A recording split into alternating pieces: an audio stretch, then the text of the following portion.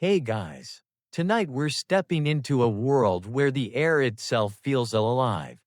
A frozen breath sweeping through ancient forests and over silent plains.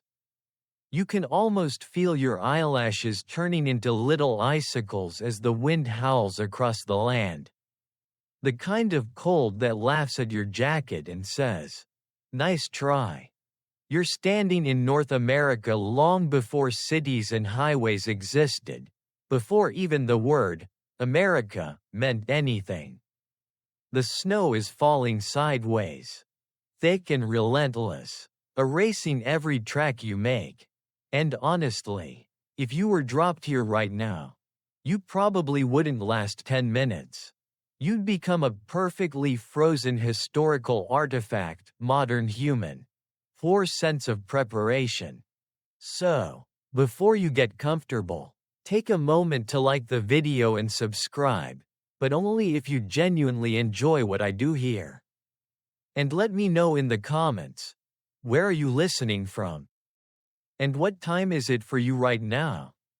Now, dim the lights, maybe turn on a fan for that soft background hum, and let's ease into tonight's journey together.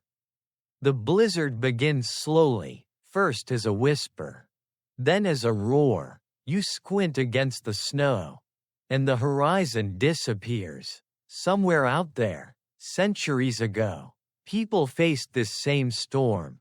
But unlike you, they were ready. They didn't run, they listened. They knew when the wind was lying and when it meant danger.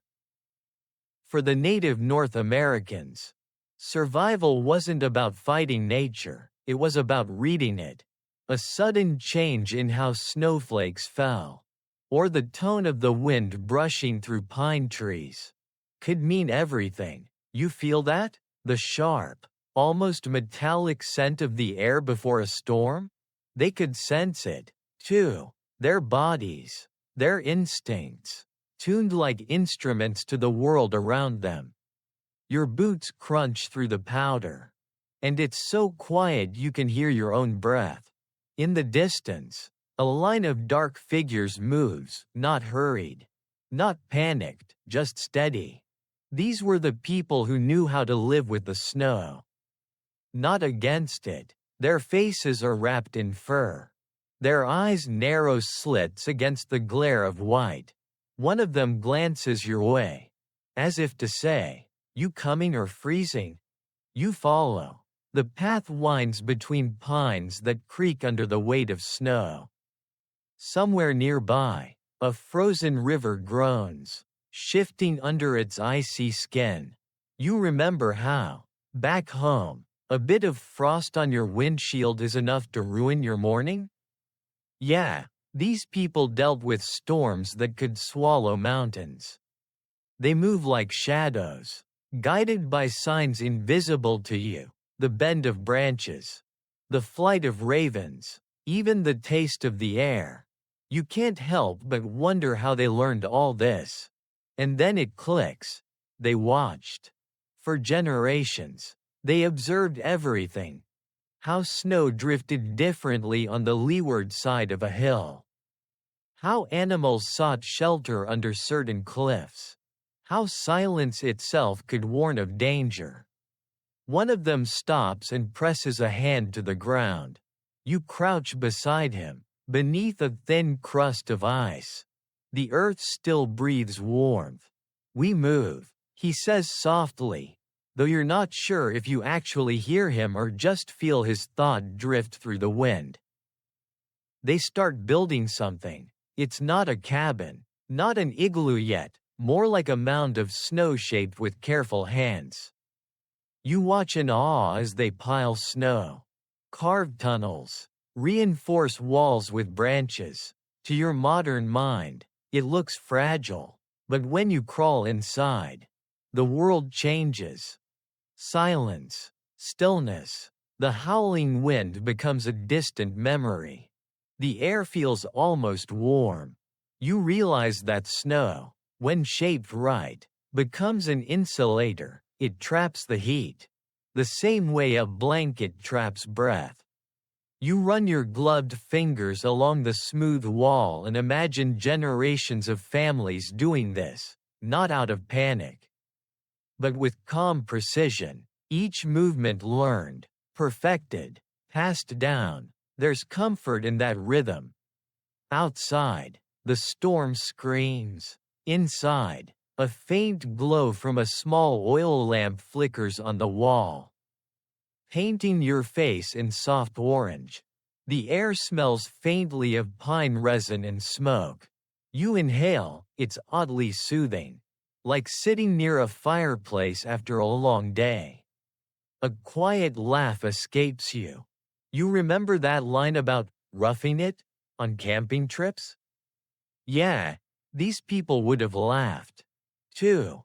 As you rest your head against the wall of snow, your thoughts drift. You realize you're not just hiding from the storm. You're part of an unbroken line of survival. Every snowflake outside carries stories of ancestors who watched, learned, and adapted. And as your eyes close, a thought lingers. Maybe the blizzard isn't your enemy at all. Maybe it's just another teacher, whispering through the white silence, asking if you're truly listening.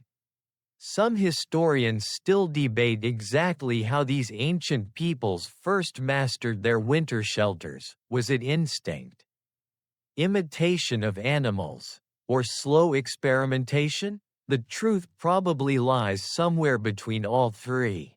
But one thing's certain, when the snow came, they didn't just endure it. They understood it. The blizzard outside fades into a low hum. Inside your cocoon of snow and history, you feel the heartbeat of the earth, slow, steady, ancient. You're safe. And for now, that's enough. You wake, or maybe you never slept. It's hard to tell in a world made of white. The air in your shelter feels thicker now, heavy with the faint rhythm of your breath. The blizzard outside has quieted to a distant murmur. Like the ocean trapped in a dream, you push aside a curtain of hides. And the light that pours in is blinding. The kind of white that burns your eyes before your mind even registers it. The figures from last night are already moving. You follow them out, squinting. Snow sparkles in the morning sun, every crystal reflecting the world 1,000 times over. It's beautiful, sure, but it's also merciless. This landscape doesn't forgive mistakes. One wrong step, and you could vanish under the drifts. The leader, an older man with lines carved deep into his cheeks, gestures for you to watch your footing. His name, if you could pronounce it, would mean something like, "He who knows the silence." He doesn't talk much. None of them do. When they move, the only sounds are the soft squeaks of packed snow and the faint whisper of fur rubbing against fur. You notice something. They're following tracks. At first, you think they're animal tracks, maybe deer or elk, but they're too straight, too purposeful. Then you see it. Faint impressions in the snow, partly filled, leading toward a distant ridge. The wind has half erased them, but somehow the others still see every curve, every indentation. Those, the old man finally says, belong to the ones who left before the storm. His words are low, almost lost in the wind. If they made it, they found shelter. You look closer. The prints are uneven, a small group, carrying heavy loads, maybe moving children. The realization hits. These are human tracks, carved days ago, leading to safety. They follow the trail with uncanny precision. And you tag along, clumsy and loud. Every crunch of your boots sounds like a confession. You can't help but marvel. How did they read such faint signs? A broken twig here, a patch of snow pressed just slightly deeper for them. It's a story written on ice. You stop beside a tree scarred by claws. "Bear," you whisper. The man smiles faintly. "Weeks old," he says. "He went east." And you realize, he's not guessing. He knows. For a moment, you think about your own world, about how GPS signals die in tunnels and we panic when our phones lose service. Meanwhile, these people crossed hundreds of miles guided by nothing but instinct, memory, and patterns in nature. It's humbling. And, okay, a little embarrassing. The tracks lead to a shallow valley where the wind dies down. There, half buried in snow, you see what at first looks like random mounds. But as you approach, shapes emerge, snow domes. Low and rounded, blending perfectly into the landscape. Shelters. You kneel, brushing the snow aside, and find an entrance barely wide enough for a person to crawl through. The old man ducks first. Vanishing inside, you follow, feeling the cold ease instantly. Inside, the air is warmer, scented faintly with smoke and something earthy, like moss or clay. Your eyes adjust. The interior is small, maybe just large enough for 4 or 5 people to sit. The walls are snow, but the floor is lined with bark and animal skins. Light filters in through a small vent at the top, illuminating everything in soft silver. The old man traces his hand along the wall. "Snow keeps the cold out," he says, "but it also listens. You build wrong, it collapses. You build right, it lives." You sit, letting that sink in. It lives. The thought feels strangely true. The shelter creaks and sighs as the wind shifts, almost breathing with you. He points to the ceiling. The vent isn't random, it's aligned with the wind, letting smoke escape without losing too much warmth. Ingenious. You realize this isn't guesswork. It's engineering, refined over generations of trial and error. A young woman enters, carrying a small bundle of sticks and dried grass. She nods to you, smiling faintly, then sets about building a fire in the center pit. It's tiny, barely enough to warm a pot of water, but when she lights it, the glow fills the space like sunrise in miniature. You can feel your face thawing, your fingertips pulsing with life again.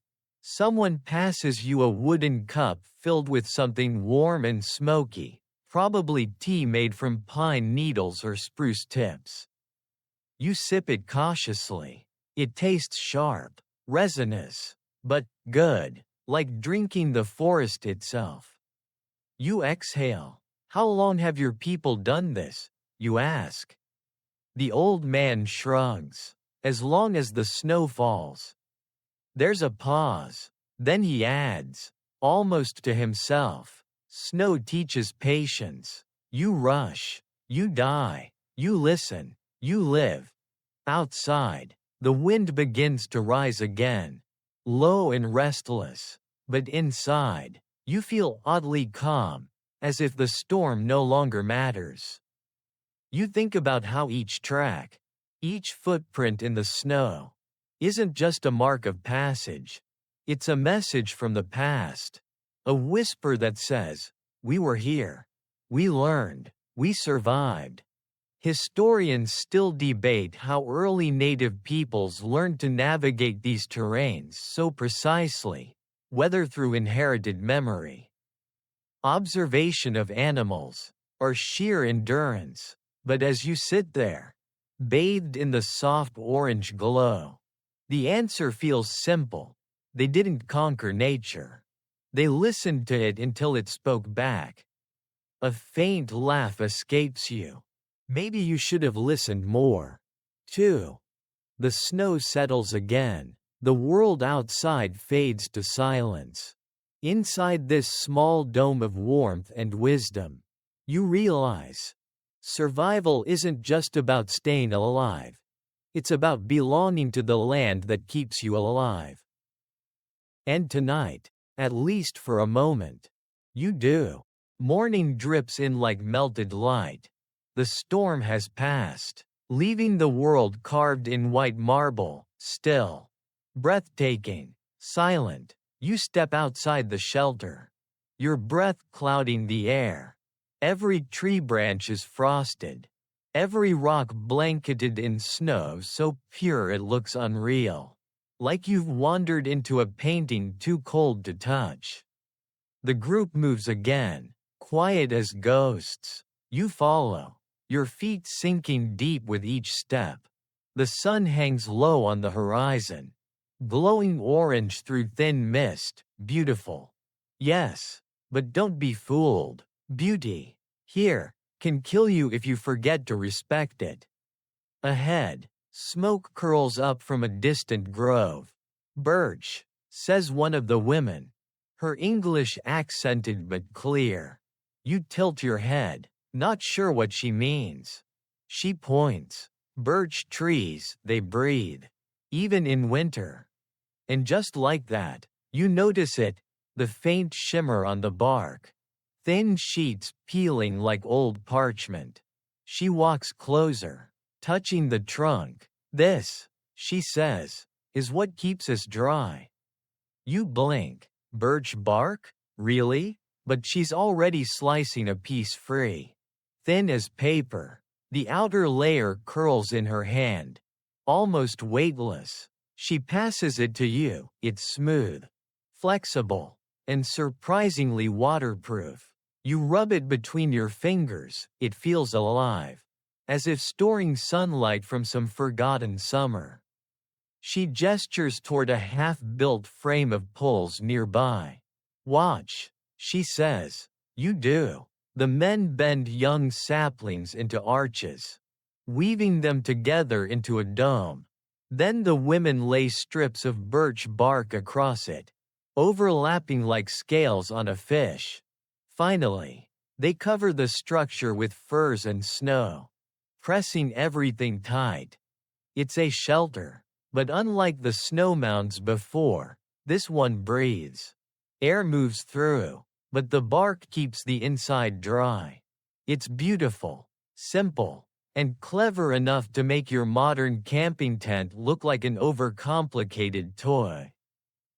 You duck inside. The air is faintly perfumed with the scent of wood and sap.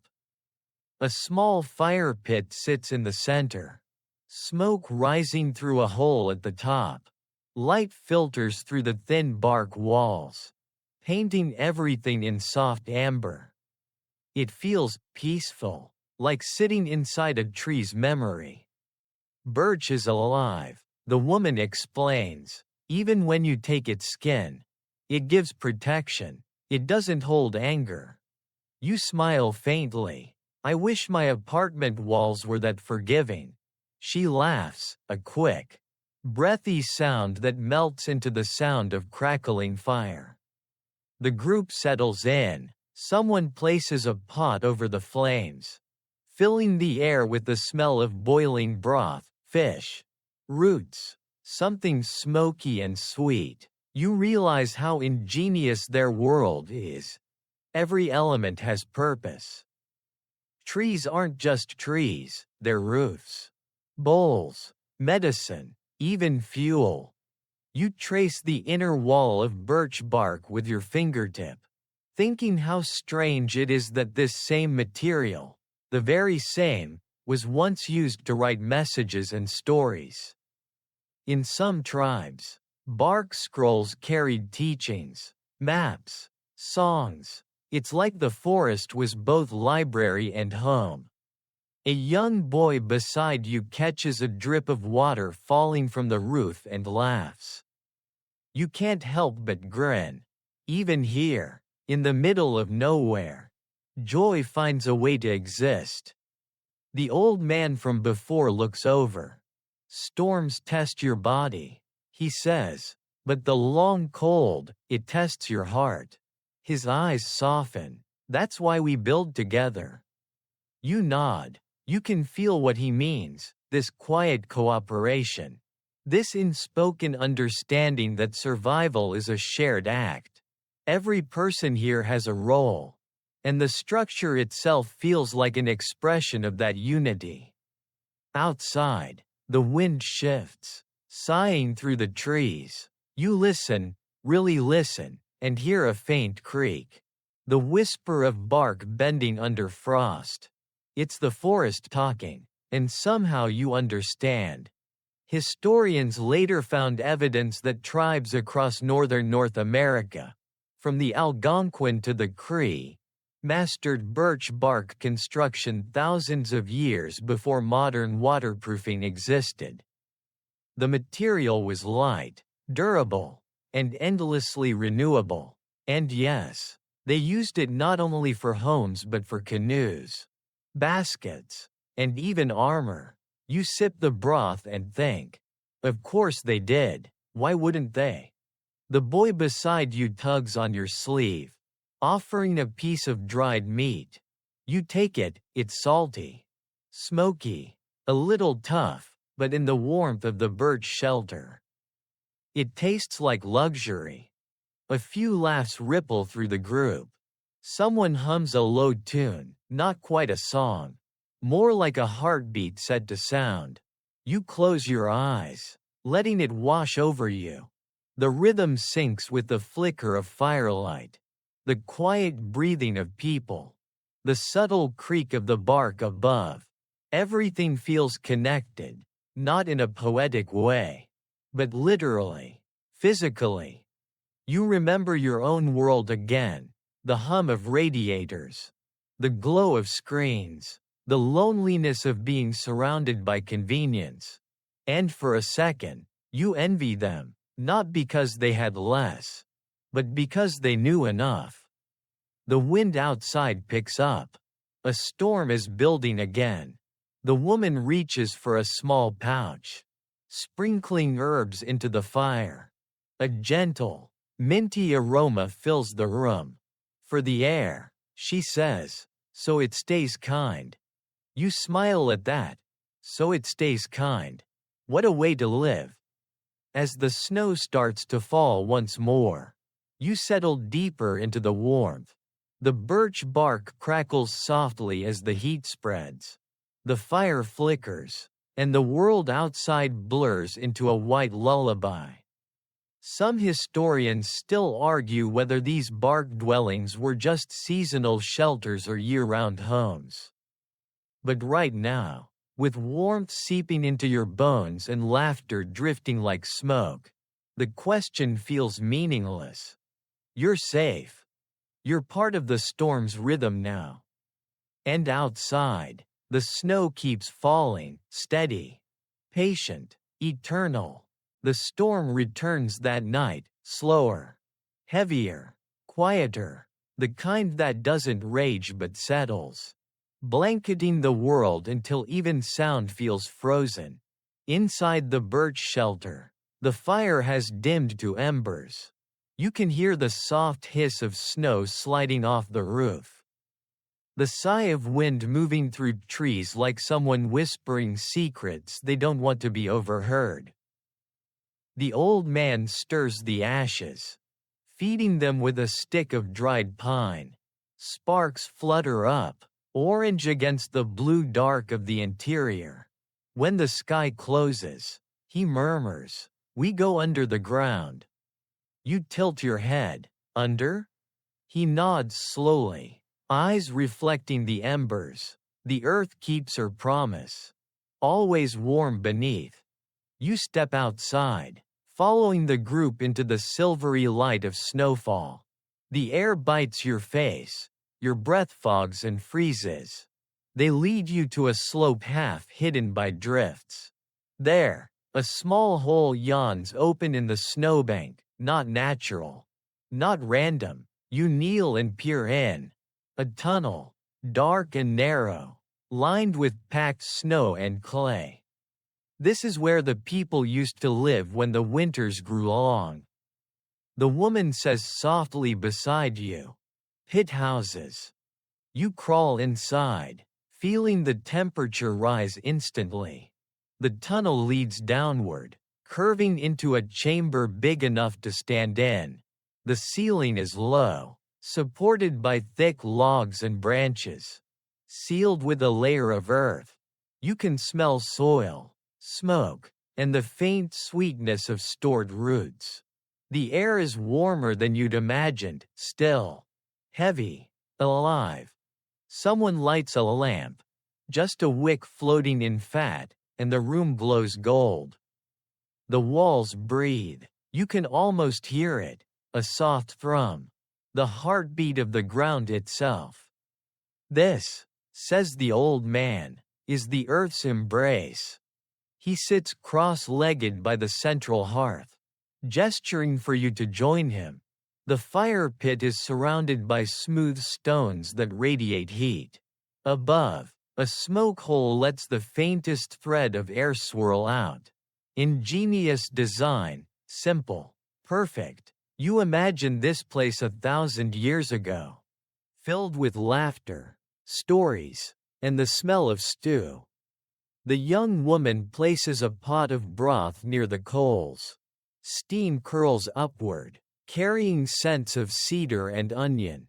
Around the edges of the room, bundles of herbs and dried fish hang from the rafters. Every inch of this underground home is thought out, built not to resist nature, but to join it. You lie back, feeling the packed earth beneath you. It's surprisingly comfortable, warmer than the frozen air above, yet cool enough to feel steady. The walls seem to hum softly with each gust of wind outside. The ground remembers, the old man says. You give to it your sweat, your footsteps, your stories, and it gives warmth back. You nod, though you can barely find words. There's something sacred about it. This space beneath the storm. You realize that in your world, underground often means hidden, buried, forgotten, but here, it means safe. He gestures to the entrance. Snow cannot find you here. Wind cannot hurt you. The animals know, foxes, badgers, people, all dig when the world grows white. You picture them. A whole village hidden beneath the snow. Each home glowing faintly through the earth like stars buried upside down. It's beautiful. You can almost hear the muffled laughter, the crackle of fires, the rhythmic sound of work and rest and life continuing, no matter what the sky throws down. You turn to the woman. How do you breathe? She smiles faintly, pointing up. Small hole, always open. You must trust the air. She's right, near the top of the ceiling. There's a vent carved at an angle, allowing oxygen to flow but keeping the warmth trapped inside. Centuries later, engineers would call this natural convection. Here, it's just wisdom. The boy from before enters, his cheeks flushed pink. He holds a stick carved with notches and hands it to the old man. The elder nods approvingly. He counts the days. He says, "So we know when the light returns." You smile. Even underground, surrounded by darkness, they keep track of time, not to control it, but to honor it. The woman stirs the pot, humming softly. It's a melody older than language, rising and falling like breath. You close your eyes, letting the sound wrap around you. The fire pops. The scent of wood smoke mingles with earth and herbs. You feel your heartbeat slow, syncing with the rhythm of the place. When you open your eyes again, frost crystals glitter faintly along the walls, tiny constellations born of breath and heat. You trace one with your finger, careful not to break it. Outside, the storm deepens, wind howling above ground, But down here, it's only a memory, a ghost of noise filtered through layers of safety. You realize this is more than architecture. It's philosophy, a belief that survival doesn't come from resisting the world, but from sinking into it. Historians still debate when and where these subterranean homes first appeared, whether they were permanent dwellings or just seasonal refuges. Some say they emerged independently across regions. Others believe migration spread the design. Either way, the idea is timeless. When danger comes, go deeper, not farther. You glance at the flickering light and think of modern times, basements, bunkers, all the ways humans still retreat underground when the sky turns hostile. Maybe we haven't changed that much after all. The old man's voice breaks your thoughts. The snow will rest soon, he says quietly. Then the earth will breathe out again. You nod. The room feels smaller now. Warmer. The sound of the storm fades into something almost gentle, like waves brushing against the shore. You close your eyes. The ground beneath you hums softly. A lullaby written in warmth and time. And before you drift off, you can almost hear it whisper. The same words it said to every creature that's ever dug into its heart for safety. You belong here. You wake to the sound of faint crackling, not fire, but frost, shifting as the first sunlight touches the roof above. The storm has passed, leaving behind a silence so pure it almost hums. You blink in the dim golden light of the pit house. Someone has already stirred the fire.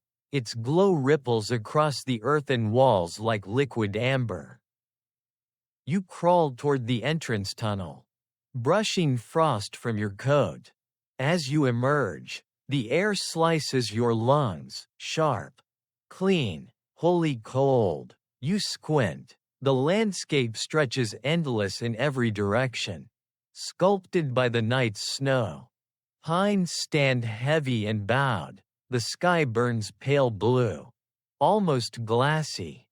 And there, above the snowline, smoke rises again, thin spirals curling from a cluster of rocks. You trudge closer with the others. The old man follows, his fur-lined hood dusted white, eyes calm as though the storm never happened. The smoke, you realize, isn't from firewood, it's from stones, blackened, cracked, glowing faintly. A circle of people kneels around them, feeding handfuls of dry moss and blowing softly. Within moments, a tiny flame flares up, licking the air, fragile but alive. It shouldn't be possible. You look around. Everything is soaked, frozen solid. How? You begin, but the woman beside you only smiles. They keep the fire even in the storm, she says. Frozen fire, we call it. You crouch closer, mesmerized. They'd buried the coals, sealed them under layers of ash and snow before the blizzard hit. The snow insulated it just enough to keep the coral alive. Now, with gentle breaths and patience, they coax it back into being. It's magic, not the fairy tale kind, but the real sort, the kind born from knowledge so deep it feels like instinct. Fire never dies, the old man murmurs beside you. It only sleeps. He gestures for you to gather snow. Confused, you scoop some into your hands. And he drops a stone into it, one that's still hot from the pit. Steam bursts upward with a hiss. See, he says, even the snow gives water when you know how to ask. You can't help but laugh. It's absurdly clever and humbling. You're surrounded by nothing but frozen death. Yet they see tools, warmth, possibilities. Soon the small flame becomes a living fire. Its light stretching across faces calm and unhurried. Someone brings out a pouch, powdered herbs, sharp smelling, and tosses a pinch into the fire. A thin, aromatic smoke fills the air. Spirit smoke, the woman says. We thank the flame. We tell it what it's for.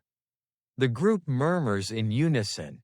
Their voices low, almost melodic. You can't make out the words.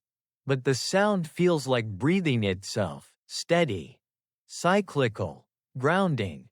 You close your eyes for a moment. The heat brushes your face, thawing the tips of your nose and ears. There's something deeply human about it. This gathering around flame. This eternal habit that crosses time and language. When you open your eyes again, the old man's gaze is fixed on the horizon. Fire is not only for warmth, he says. It reminds us that the light comes back, even in the dark months. We wait. He reaches into the coals, pulling out a charred stick, and begins to draw in the snow, circles, lines, spirals. The patterns seem random until you notice the rhythm, the sun's path, the moon's turning, the cycle of storms. It's a map, not of land, but of time. You ask softly, you can tell the seasons from this? He chuckles. We don't tell them, we remember them. The wind picks up slightly, tossing snowflakes into the firelight. They sparkle like tiny stars, melting before they touch the ground. You remember hearing once that some early explorers wrote about the mystical fire rituals of native peoples during snowstorms, not realizing they were watching practical survival mixed with reverence. Fire was both sacred and scientific, a warmth source, a light, a compass, a way to keep spirits high when everything else froze.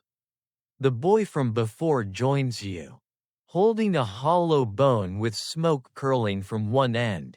He grins, puffing gently into it, sending little clouds into the air. The old man nods approvingly. Spirit's breath, he says, keeps the fire awake. You take the bone and try it, gently blowing across the ember. It flares, alive again. You grin, surprised at your own success. Guess I'm not completely useless out here. The woman smirks. Not yet. Laughter ripples through the group. Soft but real. For a moment, the wilderness feels almost warm. As the morning unfolds, they begin cooking, melting snow in carved bowls, adding dried berries, chunks of smoked fish. The smell is divine. You'd trade a year of takeout for this. Someone hands you a piece of warm, chewy bread made from ground roots and fat. You take a bite. It's dense, earthy, strangely sweet. You can taste survival in it. While you eat, the old man tends the fire again, sprinkling more ash around the edges. The snow remembers the heat. He murmurs, "That's why we use ashes, so the next time, the flame knows where to return." You sit in silence for a while, just listening to the crackle, the faint whistling of wind, the gentle murmur of people who've made peace with winter's cruelty. Historians still debate how exactly these fire-preserving methods began. Some believe it was discovered by accident, travelers finding warm pockets of cold days after storms. Others think it was learned from watching how nature protects warmth beneath snow and fur. Either way, it became sacred knowledge, passed down, never forgotten. You glance again at the fire, steady and bright against the white expanse. It's more than warmth, it's defiance with grace. The quiet kind that doesn't shout "I survived." but whispers. I stayed human. You blow gently on your hands, warmed now by both flame and story. The snow gleams around you like glass. The storm is gone. For the first time, the world feels still, waiting, breathing, almost kind. And you, against all odds, are still here. By the time you move north with the group, the sky has turned silver gray, that strange in-between color that promises more snow but not yet. The wind carries the salt of distant seas. You can smell it before you see it, the vast, frozen expanse of the northern coast. Everything here feels sharper, the cold, the light, even the sound of your breath. The people here are different, too. Their parkas are heavier, stitched from sealskin and caribou fur. Every seam sealed with oil and care. The old man walks ahead, his steps sure. He nods toward the horizon, where enormous bones rise from the snow like the ribs of a sleeping giant. At first, you think they're remnants of a whale carcass, the relic of a hunt. Maybe, but as you draw closer, you see that these bones are arranged, curved in an arch, locked together with sinew and snow. Beneath them, hides stretch tight, forming the roof of a shelter. It's magnificent, both primal and elegant, a cathedral built from the ocean's remains. They use what the sea gives. The woman explains softly. Whale bones for the frame, seal skins for the walls. When the storms come, these bones don't bend, they sing. You place a gloved hand on one of the massive ribs. It hums faintly, resonating with the wind, like a flute held against the breath of the world. Inside, the shelter glows faintly with lamplight. You duck through the entrance. It smells of oil, salt, and warmth. The air is hazy with smoke from a seal oil lamp. The flame flickers steady inside a carved soapstone bowl, fueled by liquid that glistens like honey. Around it, people move quietly, their faces golden in the glow. You can hear the gentle drip of melting ice somewhere above, rhythmic and slow. The woman hands you a piece of skin to touch. It's thick but supple, almost rubbery. Seal skin, she says. It keeps out wind and water. Better than anything made in your factories. She grins, knowing she's right. You smile back. She's not exaggerating, it's a perfect design. The hides are stretched tight, layered, and stitched with tendon. No nails, no ropes, just bone, skin, and patience. The wind outside can scream all at once. This house barely notices. You settle near the lamp, watching the flame dance. Its smoke curls upward, faint and salty. No wood here, the old man says, so the sea becomes our forest. You think about that. In your world, everything has substitutes, synthetic versions, replacements, quick fixes. But here, everything is what it is. The world provides, and they adapt. The woman lifts the lamp's wick slightly.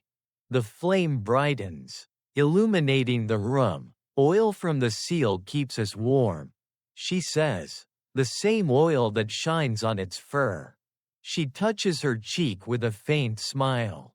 So in winter, the seal still walks with us. It's both poetic and practical, a bond between hunter and hunted that blurs survival with reverence.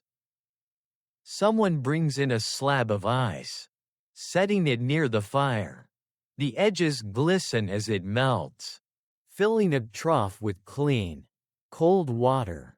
They use every drop, nothing wasted. Even the dripping sound feels measured, the rhythm of patience.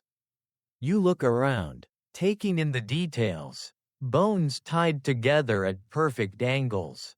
Each joint balanced by another. No blueprints, no rulers, just knowledge written in memory. These shelters, Carmacks, the old man calls them, can stand for months without collapsing, surviving storms that would tear apart steel tents. Outside, the wind grows wild again. You hear it clawing at the hide walls. But inside, it's just a dull hum. You almost feel guilty for being so comfortable. The boy sits beside you, sketching in the snow dust with a piece of charcoal.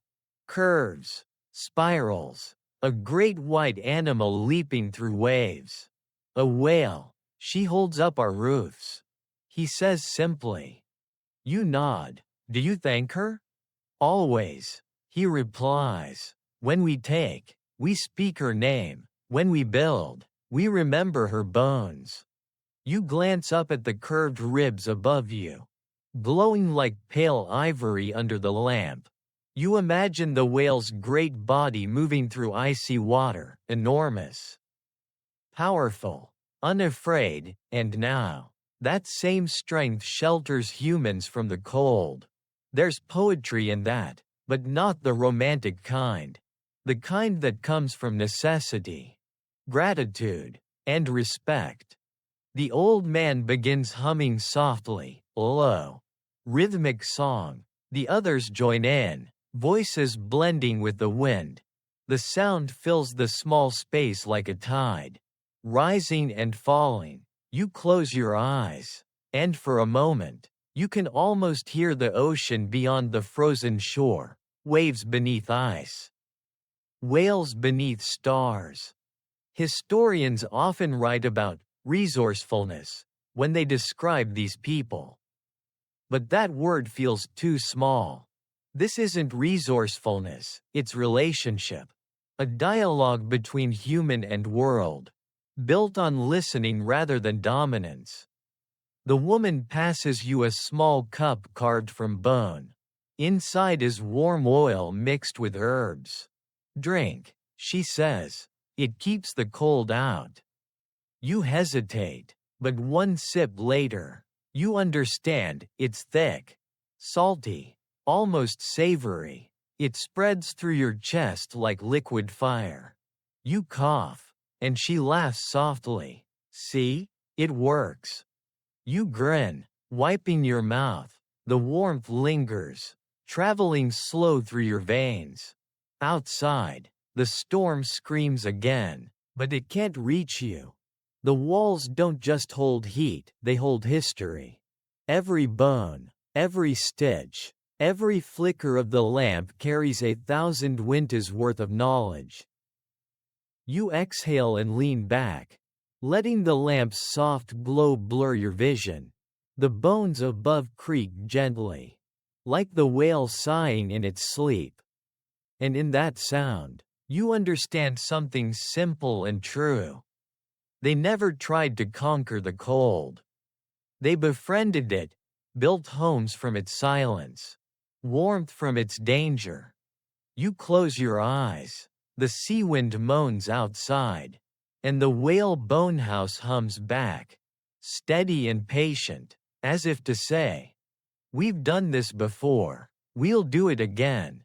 You wake to silence again, that strange, heavy kind that follows a storm.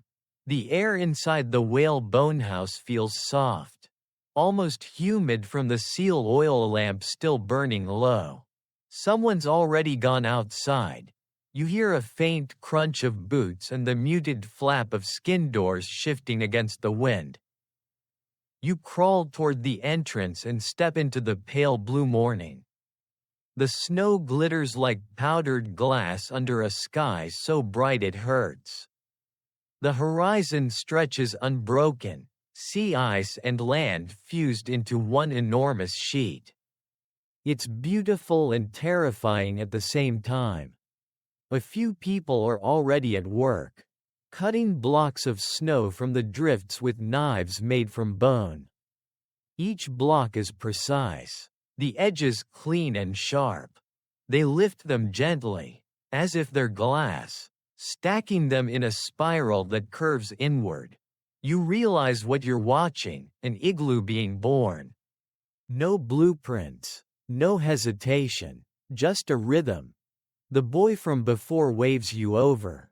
Want to help? You nod, clumsy but eager. The first thing you learn is that not all snow is equal.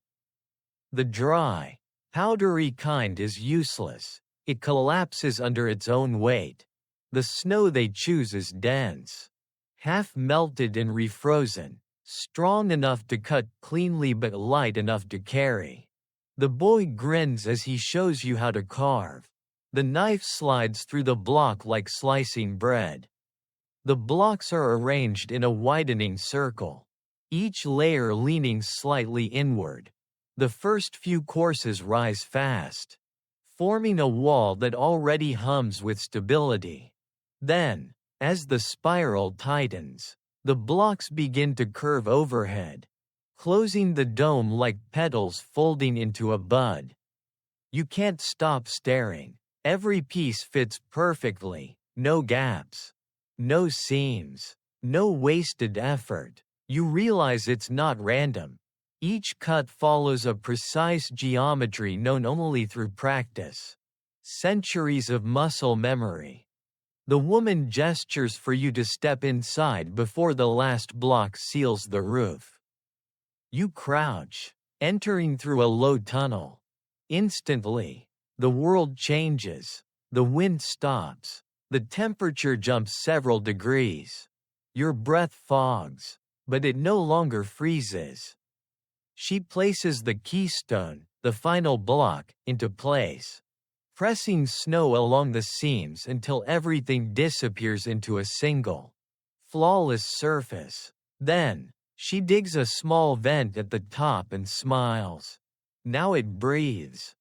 You look around in awe. The inside glows blue, lit by sunlight filtering through snow. The walls shimmer faintly, smooth and cold to the touch. You whisper just to test the acoustics. Your voice comes back softer, warmer, as though the igloo itself is listening. It's quiet here, profoundly quiet. You can hear your own heartbeat. See, the boy says proudly, snow is warm if you listen to it. You laugh softly. That might be the strangest sentence I've ever heard. He grins, only because you don't believe it yet. He's right. You take off one glove, touch the wall again. The surface feels cool, yes, but the air inside, it holds the warmth of your breath. Bouncing it back, you realize that every tiny ice crystal traps heat. Snow, the very thing you thought meant death, has become shelter. Safety, life.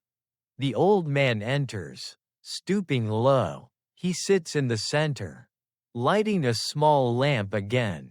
The same kind you saw before, seal oil. Bone wick. Its flame flickers gently, golden against the icy walls. Within minutes, the temperature climbs further, enough to make you forget the cold raging just outside. Each block, he says, is cut from the same storm. That's why they hold together. The snow remembers its shape. You nod, mesmerized. The way he speaks makes everything sound like a poem. Historians once tried to calculate the mathematics of these structures, the precise curvature, the strength, the efficiency. They found that an igloo, built perfectly, can withstand winds that tear down wooden cabins and hold warmth so efficiently that it can reach 60 degrees Fahrenheit inside even when the outside air drops below -40. But no equation explains the feel of it, the heartbeat you sense in the silence. The woman begins smoothing the inner walls with a flat bone scraper, melting the surface slightly so it refreezes into ice. The result is stunning, smooth as glass. glimmering like frozen moonlight. Now, she says, it will last longer. You sit cross-legged, watching. The lamp flickers. The boy carves a small shelf into the wall to hold tools. The air smells faintly of salt and smoke. Someone hums a tune, soft, cyclical, comforting. You find yourself smiling again. Your breath syncing with the rhythm of the place. There's something hypnotic about the quiet. It's not the silence of emptiness, but the silence of being held. Do you ever get tired of the snow? You ask the woman.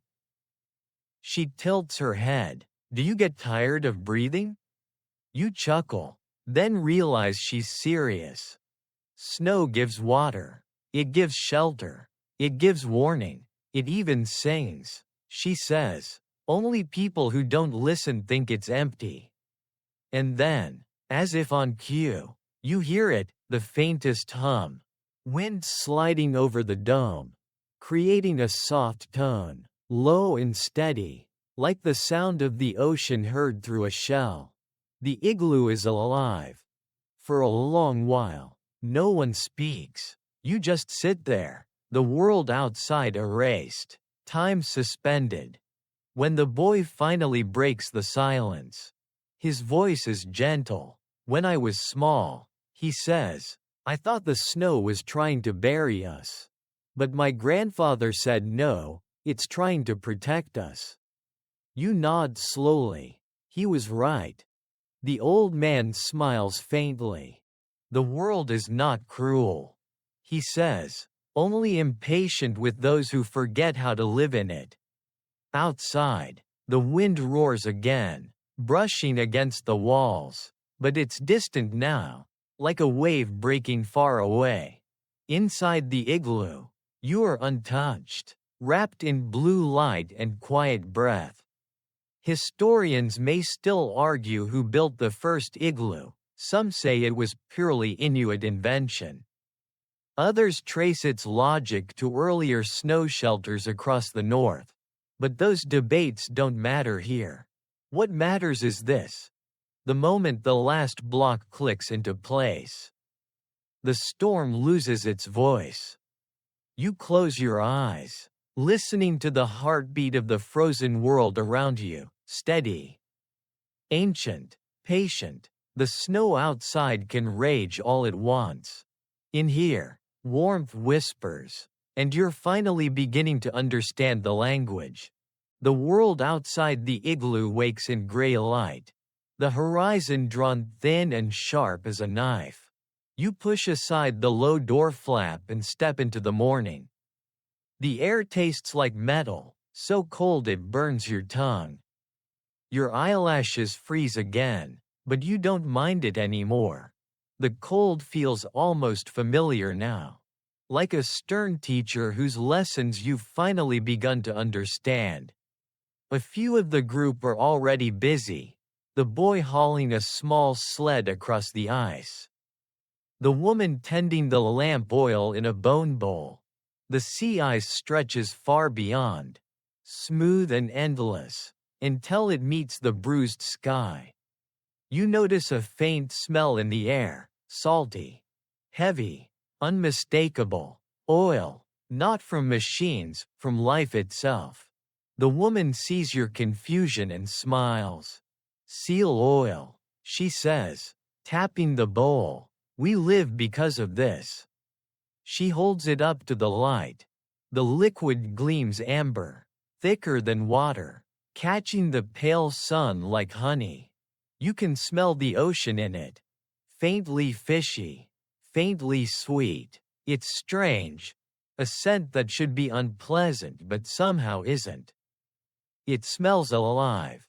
She sets the bowl beside a small flame that flickers with a steady, silent patience. Fire eats it slowly, she says, but never goes hungry.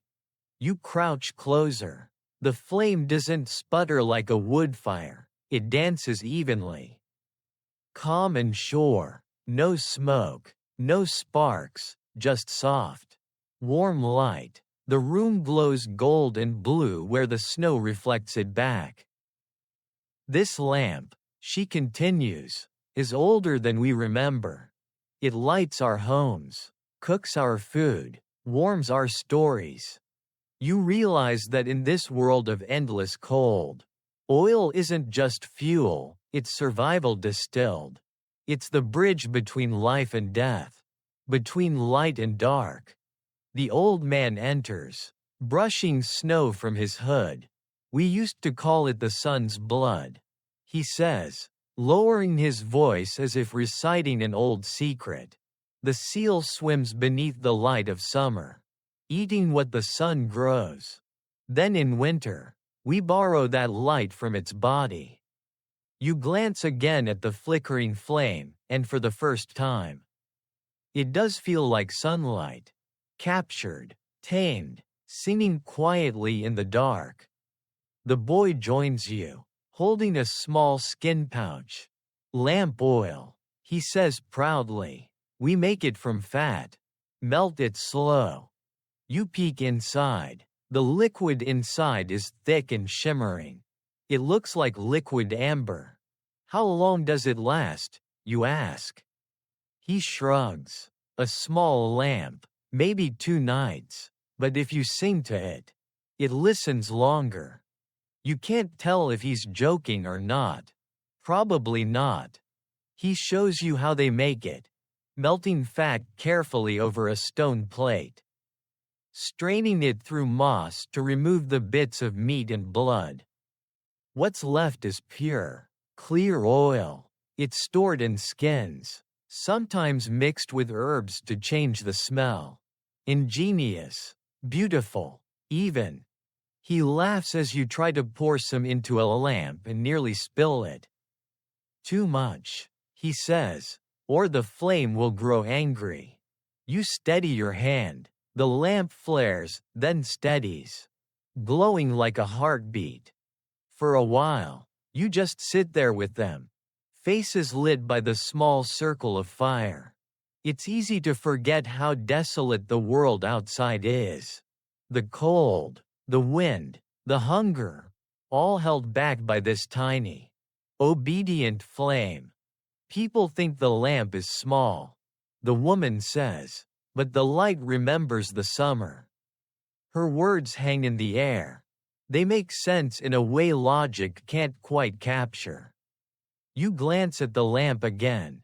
Each flicker reveals stories on the walls, carved whale bones, scraps of fur, tools shaped by hand, everything built to endure, to waste nothing. Even the ashes from last night's fire are saved, pressed into cracks between snow blocks to strengthen the walls.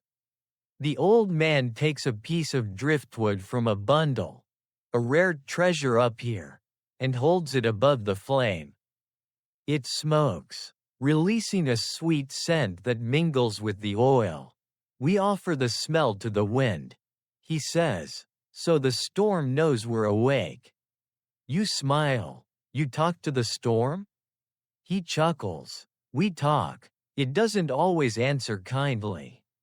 You laugh, but the truth behind his words lingers. Every act here, cooking, building, lighting a lamp, doubles as prayer. In this place, there's no separation between survival and reverence. Historians still debate the origin of the kulak, the traditional seal oil lamp. Some say it dates back over 4,000 years. Others claim it's even older. It's been found in Arctic dwellings across generations, always the same shape, the same purpose. When archaeologists light them, the lamps still burn, still warm, still beautiful. You can't stop watching the flame. It moves differently from any you've seen, slow, purposeful, alive. Never blow on it, the woman says gently. You'll offend it. You feed it with breath only when you mean thanks. You nod, committing the rule to memory. Later, she ladles a bit of warm seal soup from a pot, handing you a bowl. The aroma fills your lungs, rich, savory, full of life. You sip it, surprised by the depth of flavor. It tastes like warmth itself. The boy smirks. Now you'll live through the night. You grin back. Good. I was starting to get attached to living. He laughs, and even the old man smiles. Outside, the wind picks up again, brushing against the dome, but it no longer sounds menacing. It sounds like a lullaby, a long, slow rhythm in the breath of the world. The lamp flickers once, catching a swirl of snowlight from the vent above. The flame wavers, then steadies again, calm, sure, defiant. You lean closer, mesmerized, your reflection trembling in its light. And for the first time since the storm began, you feel something like peace. Not safety, not comfort, something older. A small, burning reminder that even in a frozen world, warmth never truly dies, it just changes shape. By dawn, the air is brittle again, the kind that snaps against your skin and makes every breath feel like chewing glass. You can see your exhale hang in front of you before it drifts upward and disappears. The camp is stirring slowly, quietly, the kind of morning where everyone moves in rhythm with the cold rather than against it. You step outside, brushing frost from your eyelashes. The landscape is a mirror of light. Snow dunes stretch endlessly, smooth as silk, untouched but for a few faint tracks winding toward the horizon. You crouch beside one, a perfect paw print pressed into the crust of snow. The edges are clean, delicate, almost artistic. "Wolf," says the boy behind you, his voice small in the cold air. You glance at him. How can you tell? He kneels, touching the print, too straight for fox, too heavy for dog. He points at the distance between each step, and it walks like it knows where it's going. Wolves never wander. You look out toward the faint trail of prints, leading into the pale distance. Something about them feels deliberate, purposeful. The old man joins you. Squinting into the glare, he travels ahead of the storm. He says, he knows where warmth hides. You can't help but laugh softly. So we follow a wolf to stay alive? He smiles. Sometimes the best teacher doesn't speak your language. And so, you walk. The tracks lead you across the snowfields toward a cluster of low ridges where the wind has carved hollows into the drifts. You pause at one, feeling the air shift, a subtle change. A breath of warmth rising from below. The woman tests the ground with her pole. Nods once. Safe here, she says. They begin to dig, fast. Efficient. Like they've done this 1,000 times. Within minutes, the hollow deepens into a small trench. The walls rise, curved, protective. It's another shelter, but this one feels different. More hidden, more instinctive. The boy looks up from his work. Wolves sleep this way, he says proudly, always with the wind at their back. You realize he's right. The entrance faces away from the prevailing gusts. The snow shaped to deflect rather than block. Nature's architecture, borrowed and perfected. Inside, it's immediately quieter. You crawl in, breathing the stillness. The ceiling curves low, smooth and solid. The woman lights a small flame, not a lamp this time, but a twist of dried moss soaked in oil. The fire hisses softly, painting the interior in amber light. You exhale, watching steam rise from your coat. It feels like a secret place, somewhere between a burrow and a heartbeat. The old man sits near the flame, tracing a pattern in the snow with one gloved finger, small circles overlapping, radiating outward. Wolves know the storm, he says. They listen for the change in the air, the smell of the snow, the silence before it begins. We learned from them long before we learned from the sky. You picture it, a pack of wolves curled in their den, the blizzard raging above them, their breath creating small clouds of warmth. Survival not through strength, but awareness. You realize how much of human wisdom began by watching someone else's. Do you think they know we exist? You ask quietly. The old man chuckles. Of course, we make too much noise. The woman smiles faintly, but they forgive us. Outside, the wind picks up again, carrying a long, distant howl, low and resonant, echoing across the frozen plain. The boy looks up, grinning. He's calling. He whispers. The sound sends a shiver through you. Not from cold but something older, recognition. Maybe you think of all the times in your life you've felt alone, realizing that loneliness doesn't exist in places where everything listens. For a while, no one speaks. You just sit, listening to the howls, the rhythm of wind, the faint hum of the fire. The wolf's call fades, replaced by silence so deep it feels alive. Historians have written that Arctic hunters often studied animals for clues about approaching weather, birds, foxes, wolves. They noticed patterns long before instruments ever did. Wolves, in particular, were revered for their intelligence, not for their ferocity, but for their calm in the face of chaos. They could sense when storms would break, when prey would move, when it was safe to sleep. You realize now that this isn't imitation. It's cooperation, the oldest kind of knowledge sharing. The old man begins to hum softly, not a song this time, more like an echo of the wolf's call. Deep and slow, the woman joins him, her tone higher, weaving between the notes like wind through pine branches. It's haunting, beautiful, and strangely comforting. You find yourself humming too, your voice unsteady but sincere. The sound fills the hollow, rising until it's almost one continuous tone, human and animal, warmth and storm, fear and calm. The boy laughs softly. Now the storm will think we are wolves, he says. Maybe it will leave us alone. You reply. He shakes his head. No, maybe it will visit us kindly. You smile, realizing that's probably the best anyone could hope for.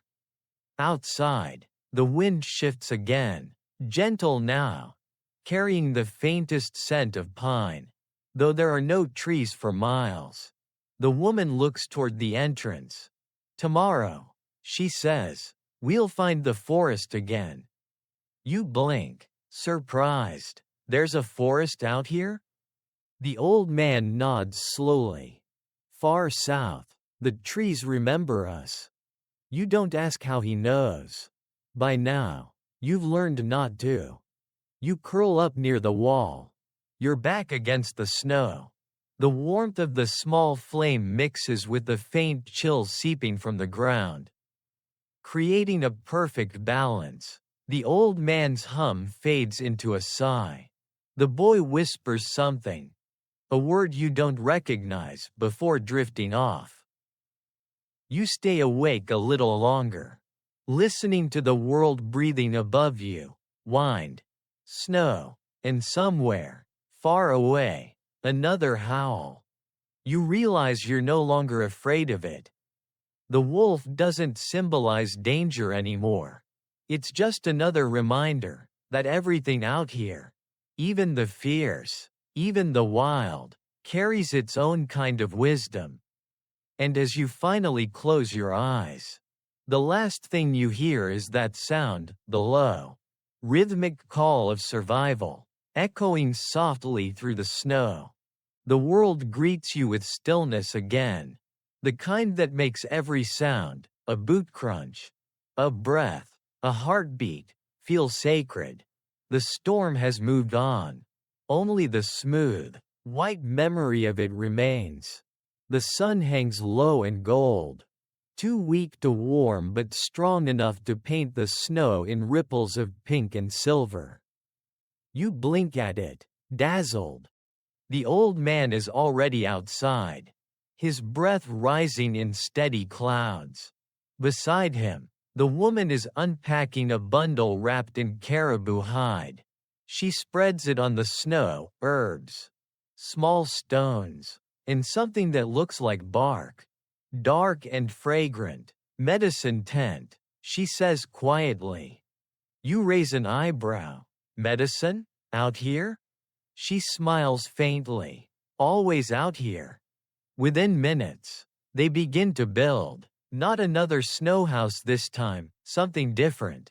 The frame rises from thin branches and curved ribs of driftwood, bound with sinew and softened leather. The shape is circular, almost womb-like, covered with layers of hide. Smoke curls lazily from a small opening at the top. The boy gestures for you to follow. Come inside, he says. You'll feel the mountain breathe. You duck through the low entrance and step into a world of warmth and shadow. The air is thick, humid, heavy, scented with pine and something sweet. In the center, stones glow red from heat, placed carefully in a shallow pit. The woman ladles water from a bowl and pours it over them. Steam bursts upward, swallowing the room. You gasp as the heat hits you. Sudden and alive, it rushes into your lungs, then melts across your skin. Sit, the old man says gently. The storm outside leaves its cold in your bones. The stones take it back. You settle onto a fur mat, breathing carefully. The warmth feels strange at first, almost too much, but then it softens. Seeps in, finds its way through the ache of your muscles. Sweat beads on your forehead, mixing with the scent of cedar and sage. The woman hums softly, a tune that rises with each wave of steam. The boy follows, his small voice clear and bright. The old man begins to speak, not loudly, not as a lecture, but as though telling a story to the air. When the storms first came, he says, people tried to hide from them. They built houses, walls, fires, all to keep the cold away. But the cold is patient. It waits. It finds cracks. So our ancestors learned not to fight it, but to invite it. When you breathe in the cold and breathe out the heat, the world knows you are still part of it. You close your eyes. The steam wraps around you, pressing gently against your face and chest. The sound of dripping water and quiet breathing fills the space. The air feels alive, like it's moving through you rather than around you. The boy adds another scoop of water. The hiss is almost musical. The air thickens further. You can taste the salt of your own sweat. The woman waves a bundle of dried herbs through the steam. The smoke from them twists into thin threads, carrying the scent of spruce and mint. Medicine, she says simply, for breath, for skin, for memory. You realize what she means. The herbs don't just heal the body. They remind the body it's still here, still warm, still working, still alive. The old man's voice grows softer. When someone is sick, he says, we bring them to the stones. Not to cure them, but to remind them how to heal. The body remembers warmth. The heart remembers rhythm. The snow forgets both, so we make a place where remembering is easy. You inhale deeply. The air is thick, rich with scent and sound. You feel your pulse slow. Your shoulders loosen, for the first time in days. You're aware of your heartbeat as something gentle, not desperate. The boy giggles as more steam rises, fogging everything until the room disappears entirely. You can't see me, he says, laughing. The woman chuckles. You don't need to see. Just listen. You do. The sound of breathing fills the space, steady, layered, human. It's not noise, it's reassurance. The rhythm of survival. Historians later called these sweat lodges or steam tents, marveling at their simplicity and efficiency. But you understand now that they were never just about hygiene or heat. They were about balance, about reminding yourself that you belong to the same elements that can destroy you. The old man ladles one last scoop of water onto the stones. The hiss is sharp, loud, alive. The storm outside, he says quietly, is only dangerous when the one inside forgets its warmth. You sit with that. It sounds like philosophy. But here, it's medicine. When the ceremony ends, they open the flap. The cold rushes in, shocking. Clean, glorious. You step out into the snow. Your body steaming in the freezing air. The shock doesn't hurt, it electrifies. You laugh out loud. The boy imitates you, holding his arms wide, shouting into the wind, "We're still here." The old man nods, smiling. That is the prayer. You stand together under the pale sun, steam rising from your skin like spirits drifting upward. The wind brushes your face, gentle this time, almost approving. In the distance, a new line of clouds forms, dark, slow, inevitable. Another storm coming. But now, you don't fear it. The memory of heat still clings to you like a heartbeat. You know the cold will return. It always does. But so will the warmth. And for the first time, that feels like balance, not battle. That night, you lie awake under a sky so wide it almost feels cruel. The stars don't twinkle here, they burn. Steady and cold, like shards of ancient glass. You can see your breath rise toward them. A ghostly offering that disappears before it ever arrives. The camp is quiet. The others sleep within their snow shelters. Their faint breaths syncing with the slow rhythm of the wind. The air smells faintly of smoke and salt. Somewhere nearby, the seal oil lamp still flickers, casting small halos of gold that melt into the snow. You rise, careful not to disturb anyone, and step outside. The snow crunches underfoot, crisp, hollow, echoing into the night. It's strange, in your world. Silence feels empty. Here, it feels full, packed with whispers, waiting to be heard. The horizon glows faintly with the northern lights. Green ribbons swirl above the ice, bending and shifting like spirits dancing on invisible strings. The sight steals your breath. You've seen pictures, but pictures never tell you how the air seems to hum when the lights move, how the color isn't just seen, but felt. You stand there, transfixed. The old man joins you quietly. His steps soundless. They're here early this year. He says softly. The lights? He nods. Our ancestors say they're spirits of hunters returning from the sea. They carried torches so we remember their path. You look up again. The lights ripple, soft and slow, painting the snow with green fire. They're beautiful. You whisper. He smiles faintly.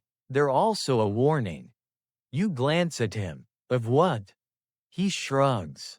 That nothing ever disappears. The wind, the snow, even us. We all return as light one day.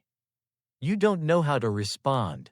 You just stare, listening to the faint electric hiss that seems to accompany the glow, like the sound of snow melting on warm skin.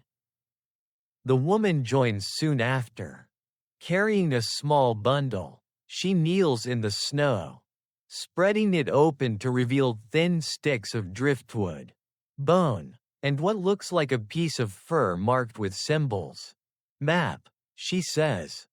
You crouch beside her. The fur is covered in small carvings, lines, dots, and curves that make no sense to you. A map? You repeat. Of where? She smiles. Of the wind. You blink. You can map the wind? She nods calmly. When storms come, they always return to the same places. We draw where they rest, where they twist, where they break. She points to a curve etched deep into the hide. Here, the land remembers. The snow piles this way every year. You trace it with a gloved finger. It feels alive, like tracing a pulse beneath skin. How do you know it's right? The boy's voice answers from behind you. You hadn't even noticed him wake. Because we follow it, and we come back alive. You grin, hard to argue with that data. The old man chuckles, his breath clouding in the cold. Your world writes its maps in ink. He says, ours melt and return each spring. We draw again, each year, because the world changes. That's how we remember to look. The aurora above shifts again, green deepening to violet, rippling like breath. You realize their map isn't just about direction, it's about rhythm. The pattern of storms, the pulse of survival. Historians have found similar artifacts, wind maps carved on bone or hide by northern tribes. Their meanings long debated. Some dismissed them as superstition, others as early weather charts. But sitting here, under the swirling lights, you see the truth. They were both. Faith and science, perfectly intertwined. The woman finishes marking a new line, then hands you the bone knife. Your turn, she says. You hesitate. What should I carve? Where you think warmth will be next? She says. You laugh nervously. You really trust me with that? The boy grins. Only one way to find out. So you press the knife gently into the fur, making a small curve where your instincts tell you the wind will change. It feels strange, drawing on something alive, something that will fade and be redrawn. But it feels right too. The woman studies your mark for a moment, then nods approvingly. Good, we'll see if the wind agrees. The old man folds the map carefully. If it does, he says, you'll have found your way home. Home, you echo softly. He smiles. Everyone who learns to listen finds one. You glance up at the aurora again. The lights twist, flicker, and then, for a heartbeat, form something almost like a shape. A spiral, the same pattern you've seen them draw again and again in snow and on hides. The pattern of storms, of movement, of return. You exhale slowly, the cold biting your throat. It's all connected, isn't it? The woman nods. It always was. The sky, the sea, the ice. We just remember it longer. You stand there until your toes go numb, unwilling to look away from the lights. The others begin to hum softly. The same tune from the night before, a song so simple it sounds like breathing. You join in without thinking. The aurora brightens, pulsing with the rhythm of your voices. For a fleeting moment, it feels as if the world is singing back. And maybe it is. By the time morning comes, the lights are gone, but their ghost lingers, faint streaks of color melting into the clouds. The air has turned heavy again, thick with the promise of another storm. You can smell it now. Faint but unmistakable. Iron, snow, and distance. The group moves early, quiet and deliberate. Every step crunches into the frost-hardened ground. You glance back once at the place where you slept, already vanishing beneath drifting snow. Out here, memory doesn't last long unless you carry it with you. The old man walks ahead, his fur coat whipping gently in the wind. The woman follows, pulling a small sled packed with tools, oil, and dried meat. The boy trots beside you, humming the same low tune that seems to keep rhythm with the land itself. After hours of walking, you reach a wide, flat basin between snow ridges.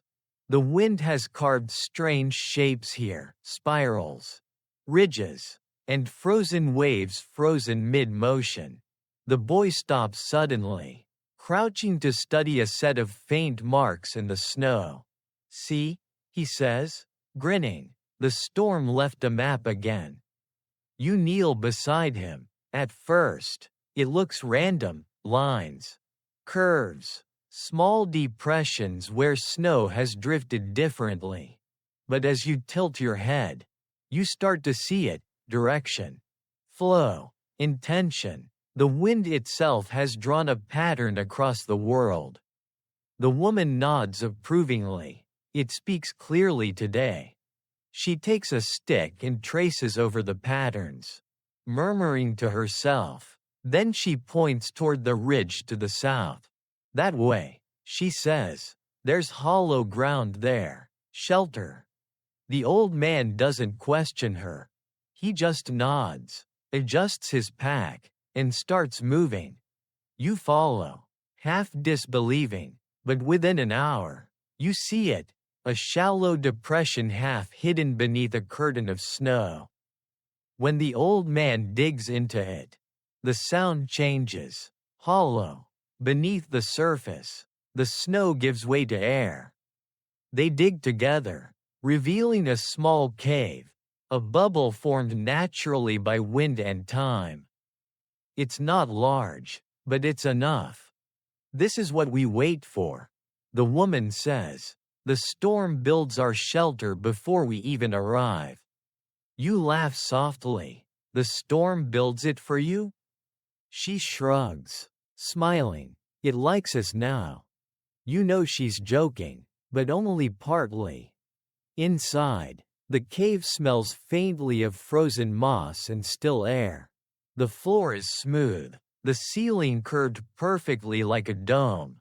You touch it gently, solid, strong. The acoustics are strange too. Your breath comes back softer, like the snow itself is whispering it back. As they unpack, the old man sets down a bundle wrapped in fur. He unfolds it carefully, revealing something unexpected. Small figures carved from bone, each one shaped like an animal: wolf, bear, seal, raven. Their surfaces are polished smooth, their edges worn by countless hands. He sets them in a small circle on the snow. The boy's eyes light up. "Stories," he says. You crouch, watching. "Stories?" The woman nods. "Each one remembers a lesson. We tell them when we wait for the storm." The old man picks up the wolf. "This one teaches patience," he says. "It walks far but never wastes a step." He sets it down again. Then lifts the raven. "This one teaches to look twice. Things are never only what they seem." He picks up the seal. "This one teaches to dive deep, even when the surface freezes." You listen, entranced. There's no performance here, no drama, no moral forced into place. Just truths learned the hard way, told softly so they last. He hands you the smallest carving, a bear. Its paws wide, its face calm. And this one? You ask. The old man smiles. That one teaches to rest. Even the strong must sleep when the snow falls. You roll the tiny bear in your gloved palm. It's warm, somehow, maybe from his hand, maybe from the story itself. I think I like this one best. You say. He nods. Most people do, but they always forget it first. Outside, the wind begins to rise again. The cave breathes with it. Small flurries slipping in through cracks near the entrance. The woman seals them gently with blocks of snow. Her movements calm, unhurried. Soon, the storm returns in full, not violent. Just steady, endless. The sound fills the cave like waves rolling against a shore.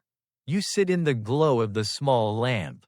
The carved animals arrayed before you. The stories settling like warmth in your chest.